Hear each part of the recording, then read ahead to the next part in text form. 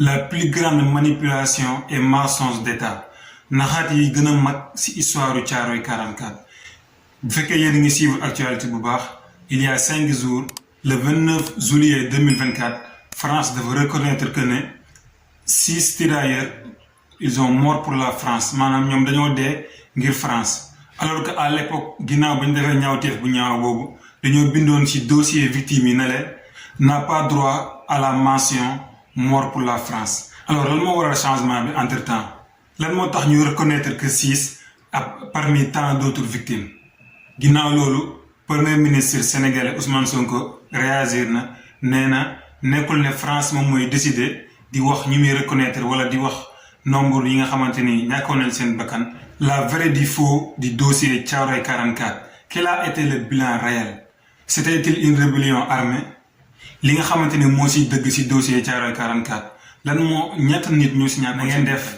j'espère que yéen a ngi si jàmm imaginez nga toog sa dëkk ñëw yóbbu la armée par force wala ñu dégg la ne après dinañ la jox dara ba guerre bi passé ngay laaj say payoor ñu ray la alors n'imagine plus c'est une histoire vraie ce qui c'est moom moo xewoon Thiaroye en 1944 bii nii nous allons essayer de revenir sur la spoliation le massacre et son bilan et après le procédé mutin maanaam vidéo bi dinañ jéem a ñëw wax ak yéen fi nga xamante ni mooy spoliation payoor bi nga xamante ni France ñàkk nañ ko fay tirailleurs yi ak ginnaaw loolu ba mu passé massacre bi am ak ñaata nit ñoo si dee ak fin bi tamit procès bi. On va essayer de commenter le document de Armel Mabon sorti le 14 octobre 2014 à la fin. Ces ex-prisonniers avaient passé 4 années de captivité kon tirailleurs yi dañ leen jàppoon après la guerre dañ leen libéré léegi nag ginnaaw bi ñu leen libéré ba pare dañ leen war a embarquer delloo ji leen Afrique boobu lañ jël départ à Morlaix le 5 novembre 1944 léegi nag avant ñu doon départ Morlaix dañ leen waroon fay solde de captivité. Droit à la prime de démobilisation, aux indemnités, au pécule, au rappel du solde de guerre. Du 21 octobre 1944 émanant du ministère de la guerre direction des troupes coloniales qui réglemente pour ce contingent le paiement de la solde de captivité. Cette solde de captivité doit être entièrement liquidée avant le départ de métropole. balaa ñu doon embarqué wu di dugg ci bateau bi Morlaix jëm Afrique jëm Dakar seen solde de captivité seen xaalis bi waroon nañ leen fay lépp waaye li problème bi mooy fayuñ leen seen xaalis bi lépp ndaxte 1/4 rek lañ leen fay maanaam ñaar fukk yoo jël juróom rek lañ leen fay léegi mu des fukk ak juróom c'est-à-dire les 3/4 am na ñoo xamante ni ñoom dañ koy kaas moo tax ba ñuy embarqué Morlaix ñu bëri am na ñoo xamante ni yéeguñ ci embarqué wuñ.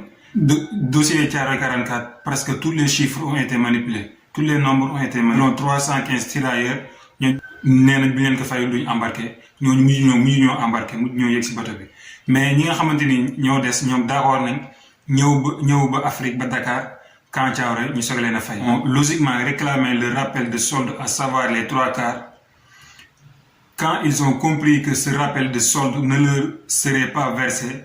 500 ex-prisonniers qui devaient partir pour Bamako ont refusé de quitter la caserne de Thiaroye 3/4 yi nga xamante ni ñoo des pour ñu fay leen ko ci seen solde de captivité ba ñëwee ba camp Thiaroye dañ ko commencé di laaj pour ñu fay leen ko am ñoo xamante ni dañoo waroon a quitter Dakar dem Bamako ñooñu nee nañ duñ dem fekk fayuñ leen seen xaalis tirailleurs te mooy le solde de traversée maanaam.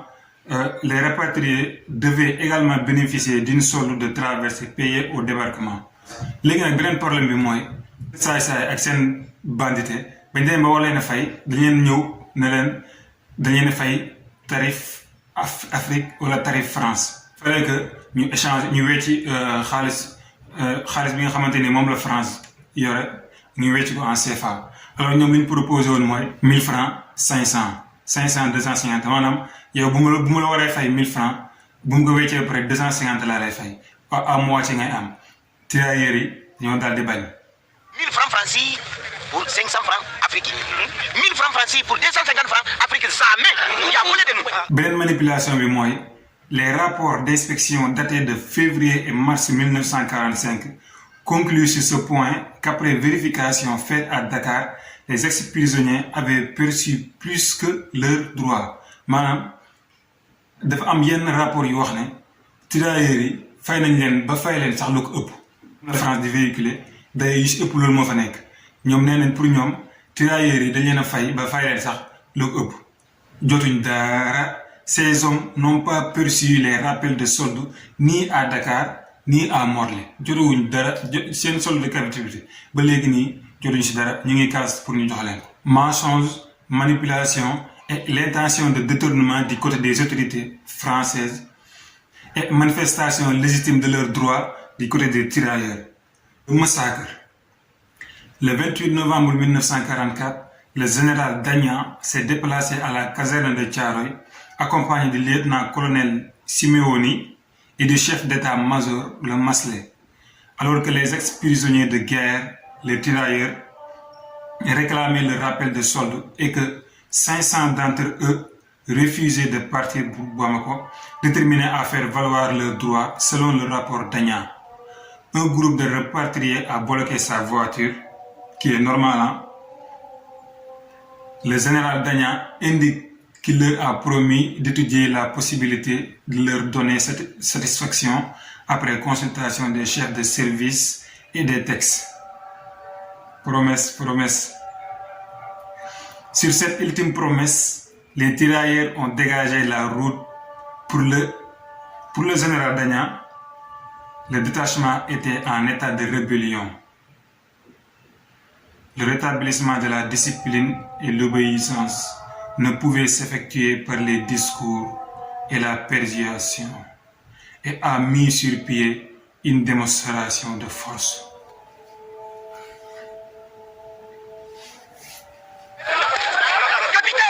Capitaine, vous serez tous payés.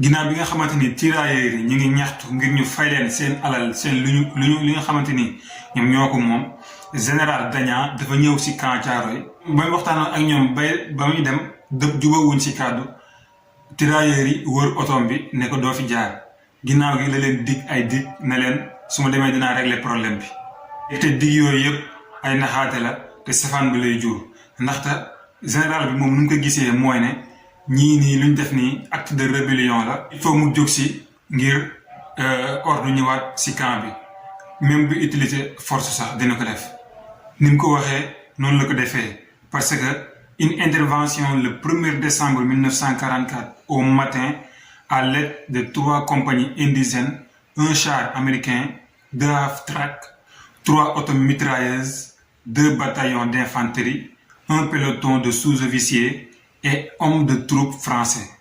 Le 1er décembre au matin, les répatriés ont reçu pour ordre de se rassembler. C'est à 9h30 que les salves meurtriers ont été tirés par le service d'ordre.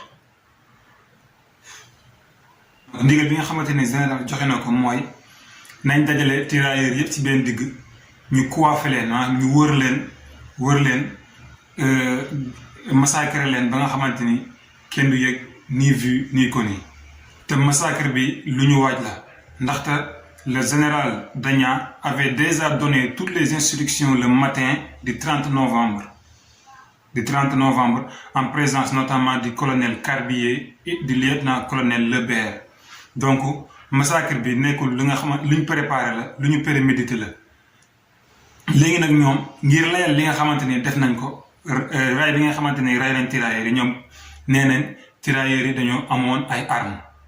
Beaucoup de mutins sont armés de pistolets, revolvers et pistolets mitrailleurs. Tirailleurs yi armé wuñu woon amul woon dara ay loxoy neen yi si ëpp loxoy neen lañ amoon parce que au final ce n'est que petit quincaillerie qui ne présentait aucun danger. Porteurs d'armes ay c'était que des poignards en particulier ay poignards lan la mën face à un char poignard lan la mën face à un automitrailleur nga xamante ni ñu ngi wax ne Thiaroye 44 c'était une rébellion armée ñooñu li ñuy wax teguñ ko fenn parce que l'argument rébellion armée ne résiste pas à la confrontation des différents documents pas plus que la nécessaire riposte armée. C'était juste un massacre un crime de masse. Thiaroye lu ñu waaj la li nga xamante ne ñoom dañ ko waaj la des habitants de Thiaroye ont certifié avoir vu des militaires creuser des fosses communes avant ce funeste 1er décembre 1944. Massacre di am le 1er décembre 1944 ay militaires waa ñi nga xamante ni ñoo dëkkoon Thiaroye gisoon nañ ay militaires di gas ay kamb moo tax ñenn ñi di wax ne aucun mutin n'est enterré au cimetière militaire de Thiaroye. Ils ont donc été enterrés dans des fosses communes. benn tirailleur bi nga xamante ni dee na Thiaroye 44 bi nga xamante ni suul nañ ko si armeeru Thiaroye militaire de Thiaroye ñi si ëpp ñëpp presque ñëpp fosse commune lañ leen suul.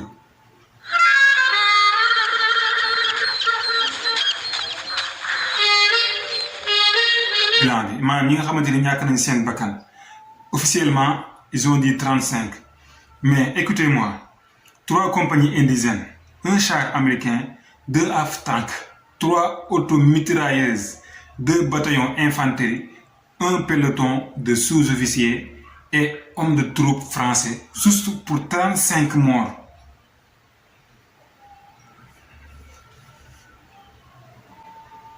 « 35 morts, juste pour tout ça. » Toujours d'après l'enquête, nous avons la certitude que le chiffre officiel des 35 morts n'est pas exact, car sur les 5 dossiers retrouvés des victimes, au moins un dossier concernait un mort à l'hôpital de Dakar des suites de ses blessures, qui n'est pas recensé sur la liste des 11 décédés à l'hôpital. Le général Dagnan a écrit 24 morts et 46 décédés suite à leurs blessures, ce qui fait 70 morts. Le nombre de morts reste une zone d'ombre qu'il faut relier au doute sur le nombre d'ex-prisonniers de guerre. Le nombre de morts exact, loolu ba léegi ne kenn xamagu ko ndaxte ginnaaw ba massacre bi amee 2 rapports dafa génn. À peu près c'est 35 beneen bi wax ne à peu près c'est 70 morts. Alors qui a dit la vérité? Un point d'interrogation. Nombre bi nga xamante ni ñàkk nañ seen bakkan ci camp Thiaroye il faut ñu yéegaat ba ci kaw xool ñaata ñoo duggoon ci bato bi ak ñaata ñoo yegg ci Dakar yooyu yëpp.